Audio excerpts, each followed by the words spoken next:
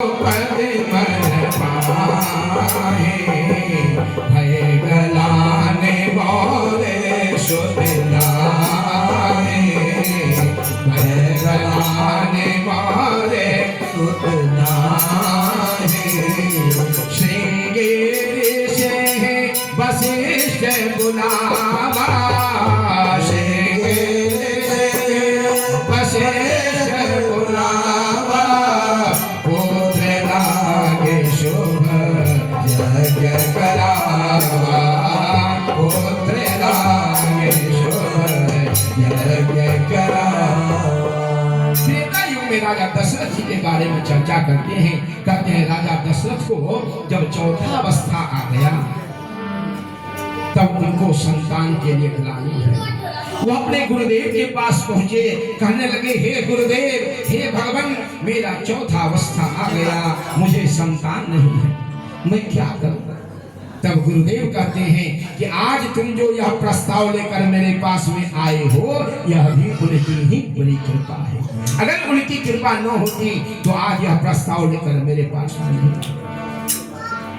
चलो हम श्रृंगी ऋषि के पास चलते हैं और उनसे हाथ जोड़कर निवेदन करेंगे कि पुत्रष्टि यज्ञ आकर अवधपुर में संपन्न करें। और श्रृंगी ऋषि प्रसन्न हुए, अवधपुर में आए और पुत्रष्टि यज्ञ प्रारंभ हुआ। पुत्रष्टि यज्ञ प्रारंभ हुआ और जैसे ही पुत्रष्टि यज्ञ पूर्णाहुति हुई उसी समय यज्ञ कुंड से अग्निदेव फिर प्रकट हुए। पात्र खीर का लेकर अग्निदेव फिर प्रकट हुए। पात्र खीर का लेकर पूर्ण होगी इच्छा तेरी कहा दशरथ। एक भाग राजा ने कौशल्या को दिन्हा, एक भाग राजा ने कौशल्या को दिन्हा, दूजा भाग प्रियतमा के कहने हंस लिन्हा। फिर दोनों रानियों ने अपना एक एक भाग निकाला। फिर दोनों रानियों ने अपना एक एक भाग निकाला। रानी सुमित्रा को दोनों ने दिया एक एक निवाला। रानी सुमित्रा को दोनों ने दिया एक एक निवाला। भगवान जिस प्रकार नारद जी ने विष्णु लोक में प्रार्थना की, समस्त देवगण क्षीर सागर में प्रार्थना किए, आज हम लोग भगवान सत्यनारायण के सामने अग्रवाल जी के भवन पर पूजन कर रहे हैं। प्रार्थना करें भगवान प्रसन्न हुए। तिथि वार ग्रह नक्षत्र एक हुआ, बाल निगम पंद्रह करने लगी और उसी समय तिथि वार नक्षत्र में भगवान आ रहे हैं। नवमी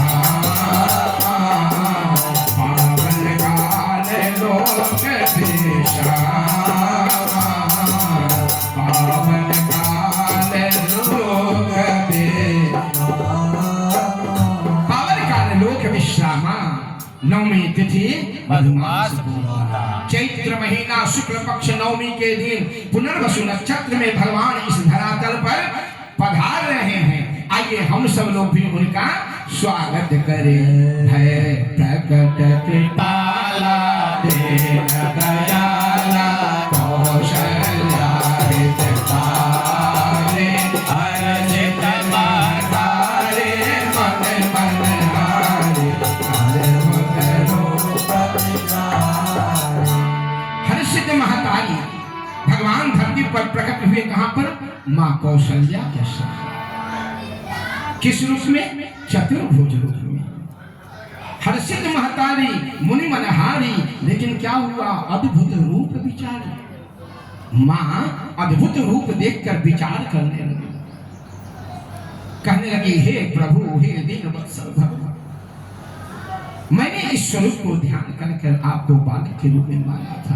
हे प्रभु, चौथी अवस्था में आपका आगमन हुआ, वो भी 4 हाथ वाला। दुनिया को मालूम चलेगा कि राजा दशरथ 4 हाथ वाला पुत्र हुआ है, फिर दुनिया क्या कहेगा। आजकल अगर किसी माता को प्रसूति घर में 4 हाथ वाला बालक का जन्म हो, फिर क्या होगा बताओ आप। इसीलिए माँ ने हाथ जोड़कर प्रार्थना की, दुई कर चोरी स्तुति कोरी माया रन ज्ञाना से नया माना मेरा पुराण हाथ जोड़कर माता प्रार्थना कर रही हैं कि हे दीन बंधु भगवान, हे वत्सल भगवान, आप बालक के रूप में आ जाए प्रभु, बालक के रूप में। माँ के बात को भगवान भी टाल नहीं सके, इसीलिए बोलते हैं माता पिता से बढ़कर देवता भी नहीं है, न मातु देवतम। भगवान भी माता के बात को नहीं टाल सके, और क्या किए, सुने वो माता पोले पोले सोमति तोले तजमुदात हरिरूपा की जैसे सुनीला अतिथि असीना यह सुख परम अनु। माता की बात को भगवान भी टाल ना सके और भगवान को बालक के रूप में आना पड़ा। भगवान बालक के रूप में आकर क्या करने लगे, मंद मंद मुस्कुराने लगे। अब माता और भी चिंता में पड़ गई, कहने हे प्रभु, जो भी इस मर्तलोक में आता है, जो भी संसार में आता है, वह रोते हुए आता है प्रभु, और आप हंस रहे हो। आप अगर मंद मंद मुस्कुराओगे तो बाहर वाले को कैसे पता चला अंदर क्या हुआ है। इसीलिए भगवान आपको रोना पड़ेगा, आप लोग क्रंदन करो। और माता की बात को सुनकर भगवान को रोना पड़ा। सुने भजन सुजाना रोदन गाना बालक सुर होगा, यह चरित जगावर हर पद पावर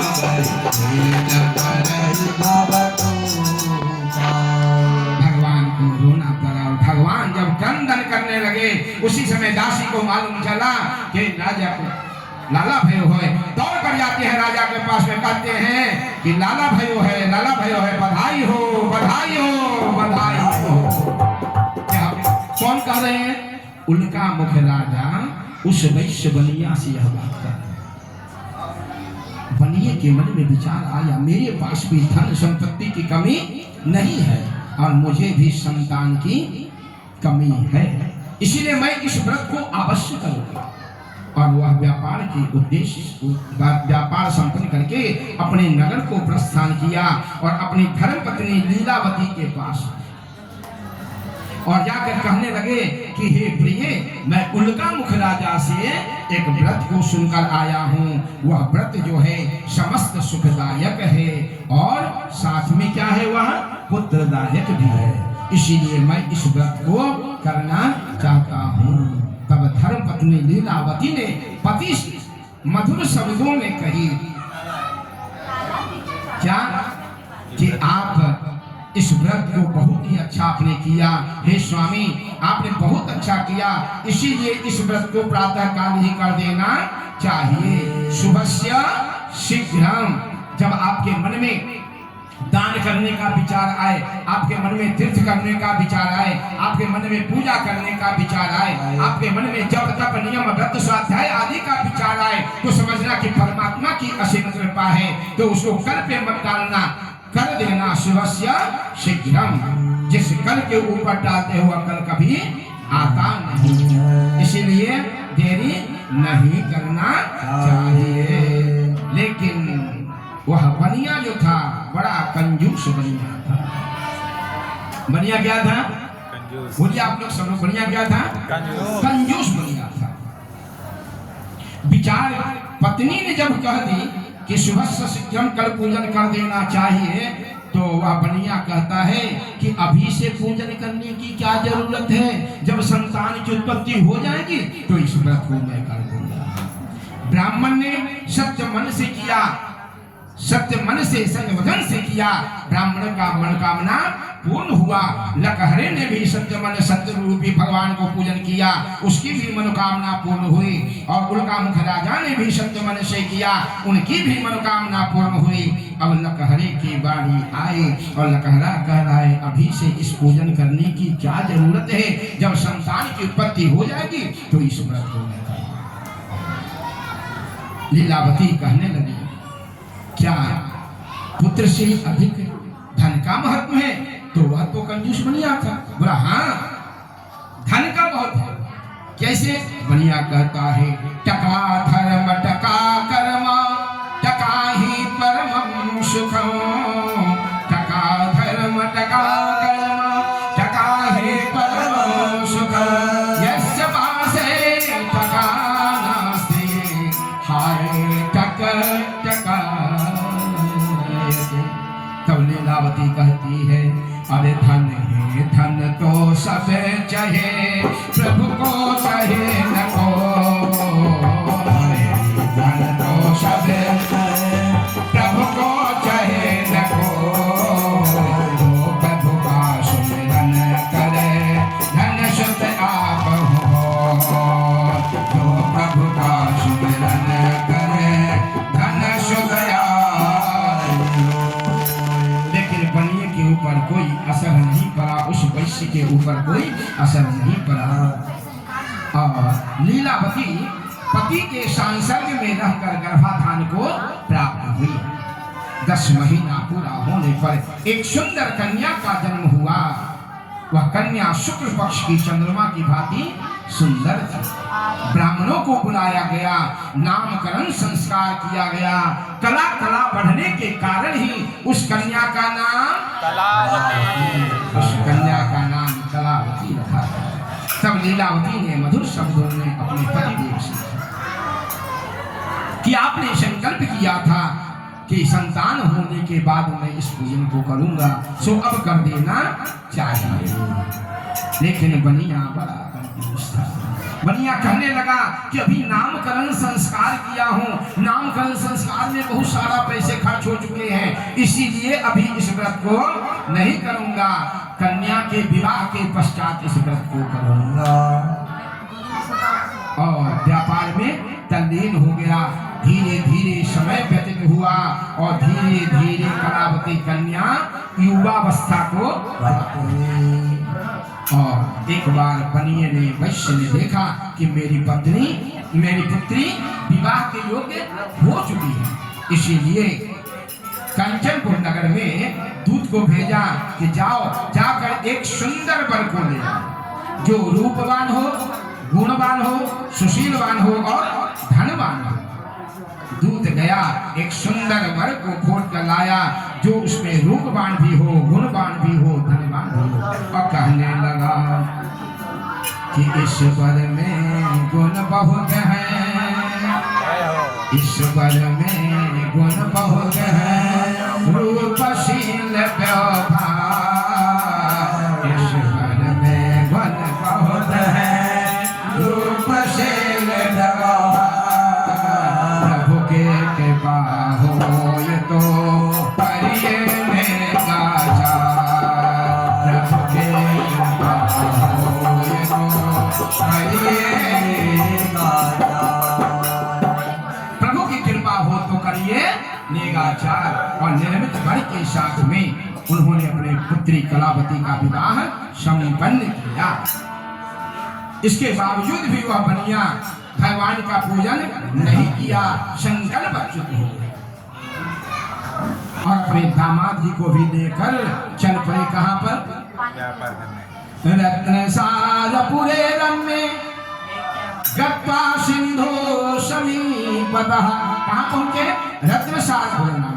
वह सिंधु यानी समुद्र के किनारे, वहां पर पहुंच पड़े। क्या करने के लिए?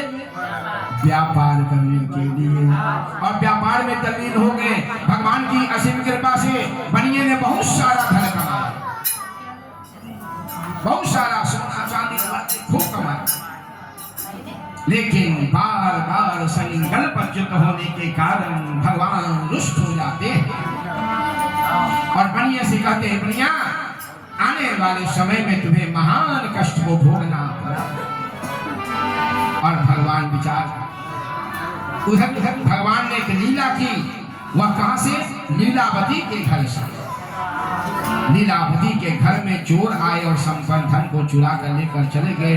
लीलावती कलावती शारीरिक आर्थिक कष्ट सहने लगी।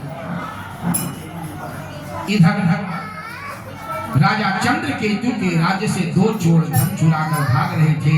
जहां पर यह जमाई और ससुर यहाँ सोए हुए थे, देखा कि दूत मुझे पकड़ लेगा और दंड देगा, इसीलिए क्यों नहीं मैं धन को इनके पास ही रख देता हूँ। और उनके पास रखकर वहां से भाग गया। दूत पीछा करते हुए आया, देखा कि यहाँ पर राजा का धन है, यही चोर है। निरपराध भी सिद्ध करने का मौका नहीं दिया और दोनों को कारागार के अंदर बंद कर दिया। क्योंकि भगवान तो जानते हैं संसार किसके हाथ में है? भगवान का। रचा है सृष्टि को जिस प्रभु ने, वही सृष्टि चला है। रचा है सृष्टि को जिस प्रभु ने, वही सृष्टि चला है। जो पहले हमने लगाया, पहले जो पेड़ हमने लगाया पहले, उसी का फल हम पा रहे हैं। सृष्टि को जैसे प्रभु ने, वही सृष्टि चला रहे हैं। सृष्टि को जैसे प्रभु ने, वही सृष्टि चला रहे हैं। और एक दिन की बात है, कलावती कन्या भिक्षा पूर्ति के लिए कहा गई, एक ब्राह्मण के घर गई और वहां पर श्री सत्यदेव भगवान का पूजन हो रहा था, इसलिए कलावती कन्या वहीं पे रुक गई। प्रसाद ग्रहण करके, प्रसाद लेकर कन्या देर रात घर पहुंची तो लीलावती ने क्रोधित शब्दों में कही, हे पुत्री, तूने इतनी रात को कहां गई थी? तेरे मन में क्या है? देखिए, जब कन्या कुमारी हो तो पिता के अधीनस्थ रहना चाहिए। जब कन्या का विवाह कर दिया जाए तो पति के अधीनस्थ रहना चाहिए, और पति न रहे तो पुत्र के अधीनस्थ रहकर जीवन व्यतीत करना चाहिए, सुख हो या दुख हो। शास्त्र कहता है, न स्त्री स्वतंत्र भले, स्त्री को स्वतंत्र नहीं होना चाहिए। लेकिन कलयुग में आने वाले समय में, अभी तो मैं नहीं कहूंगा भाई यहाँ पर क्या, आने वाले समय में स्त्रियां चाहती हैं कि मैं स्वतंत्र भी रहूं और स्वच्छंद भी रहूं। क्या रहूं? स्वतंत्र और स्वच्छंद स्त्रियां चाहती हैं, लेकिन न स्त्री स्वतंत्र भले। क्योंकि पहले जमाने में था कि चाहे बेटा कितना लाडला हो, उसे चाहे बेटा कितना लाडला हो, उसे सर पे चढ़ाना ना चाहिए। चाहे बेटा जितना लाडला हो, उसे सर पे चढ़ाना ना चाहिए। चाहे बेटी कितनी लाडली हो, घर में घुमाना ना चाहिए। चाहे बेटी कितनी लाडली हो, घर में घुमाना ना चाहिए। जिस भजन में राम का नाम न हो, उस भजन को गाना ना चाहिए। जिस भजन में राम का नाम न हो, उस भजन को गाना। और कलावती की बात सुनकर लीलावती प्रसन्न हुई उनको याद आया कि हो सकता है मेरे पति बार बार संकल्प च्युत होने के कारण पूजन नहीं कर पाए हो, इसके कारण यह कष्ट हो। लीलावती प्रातः काल उठी, ब्राह्मणों को बुलाए और श्री सत्यदेव भगवान का पूजन किया। पूजन के प्रभाव से पूजन में हाथ जोड़कर लीलावती प्रार्थना करती हैं कि हे दीन वत्सल भगवान, हे दीन बंधु भगवान, मेरे पति से अनजान में जो कुछ भी गलती हो गई प्रभु, अपराध हो गया है प्रभु, उसे आप क्षमा करें। मेरे पति और दामाद सकुशल घर लौटकर आ जाएंगे तो पुनः मैं आपका पूजन करूंगी, क्योंकि प्रभु आप तो अंतर्यामी हो, आप सब जानते हो। सो तुम जानहु अंतर्यामी, सो तुम जानहु अंतर्यामी, पुर बहु मोर मनोरथ स्वामी, पुर बहु मोर मनोरथ स्वामी, सो तुम जानहु अंतर्यामी, पुर बहु मोर मनोरथ स्वामी। लीलावती की प्रार्थना को सुनकर भगवान प्रसन्न हुए और भगवान कहते हैं, लीलावती तुम्हारे पूजन से मैं प्रसन्न हुआ, जाओ तुमको मैं आशीर्वाद देता हूँ, तुम्हारी मनोकामना पूर्ण हो। जो इच्छा करी मन पाए, जो इच्छा करी मन पाए, प्रभु प्रताप कछु दुर्लभ नाहि, प्रभु प्रताप कछु दुर्लभ नाहि, जो इच्छा करी मन पाए, प्रभु प्रताप कछु दुर्लभ नाहि। हे लीलावती तुम्हारे पूजन से मैं प्रसन्न हुआ, जो तुम्हारी मनोकामना हो वो तुम्हारी मनोकामना पूर्ण हो। अब भगवान प्रसन्नचित आशीर्वाद देकर राजा चंद्रकेतु को स्वप्न देते हैं, हे राजन तुम्हारे कारागार में जो 2 बंदी बना कर रखे हो उसे प्रातः काल ही छोड़ देना, ऐसा तुम नहीं करोगे तो तुम्हारे राजकोष आदि को मैं नष्ट कर दूंगा। राजा चंद्रकेतु डर जाता है, प्रातः काल सभी सभापदों को बुलाते हैं और कहते हैं मैंने ऐसा स्वप्न देखा है। तो सभापति कहते हैं कि यह स्वप्न महाराज यह ब्रह्म मुहूर्त का समय है, यह सत्य होगा, इसीलिए इनको कारागार से मुक्त कर देना चाहिए। दूसरे ने कहा कि भाई ब्रह्म मुहूर्त का स्वप्न है तो मैं कैसे मान लूं कि सत्य होगा स्वप्न? अभी किसी के साथ हुआ कि ब्रह्म मुहूर्त में देखा, क्योंकि स्वप्न तो मिथ्या होता है, स्वप्न कभी सत्य नहीं होता। तो उन्होंने कहा कि हाँ सत्य होता है। कहां पर? तो कहते हैं राजा हरिश्चंद्र की बात को लेकर उदाहरण तो देना पड़ता है कि एक बार राजा हरिश्चंद्र स्वप्न में देख रहे हैं कि एक ब्राह्मण देवता मेरे घर पर आए और उन्होंने कहा कि संकल्प करो राजन, और मैं संकल्प किया, साम्राज्य पूरा उस ब्राह्मण को हमने दे दिया। और जैसे ही राजा अपने धर्म पत्नी से बात कर ही रहे थे उसी समय ब्राह्मण देवता प्रकट हो गए, कहने लगे राजन मैं आ गया, संकल्प करो।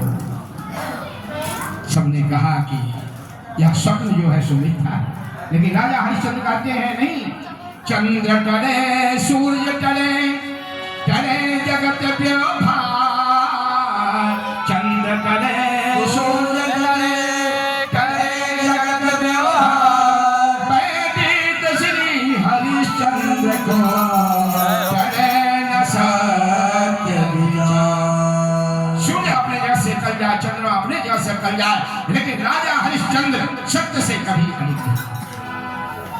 और उन्होंने संकल्प कर दिया, पूरा साम्राज्य ब्राह्मणों को दान में दे दिया। तब ब्राह्मण कहते हैं राजन तुमने संपूर्ण साम्राज्य दान में तो दे दिया, लेकिन राजन दान का फल कब होगा? जब तुम दक्षिणा दोगे तब। बिना दक्षिणा का दान सफल नहीं होता। राजा हरिश्चंद्र कहने लगे कि तिजोरी में बहुत सारा धन रखा है, आपको जितना चाहिए वह ले लो। तब वह कहने लगे ब्राह्मण देवता राजन जब तूने संपूर्ण साम्राज्य जब दान में कर दिया तो तिजोरी भी हमारा, इसीलिए जब तक दक्षिणा नहीं दोगे तुम्हारा काम सफल नहीं होगा। फिर राजा हरिश्चंद्र अपने गुरुदेव के पास जाते हैं, कहते हैं हे गुरुदेव मैं क्या करूं, मैंने संपूर्ण साम्राज्य ब्राह्मणों को दान में दे दिया, लेकिन जब तक दक्षिणा नहीं देंगे तब तक तुम फल नहीं मिल पाएगा। तब गुरुदेव कहते हैं कि हे राजन तुम चले जाओ काशी, काशी तुम्हारे क्षेत्र में नहीं है, काशी भगवान शंकर के त्रिशूल पर बसा हुआ है, मोक्षदायिनी है। इसीलिए आज भी शरीर को त्यागने के लिए चाहते हैं कि सब हम काशी में कुछ दिन रहें।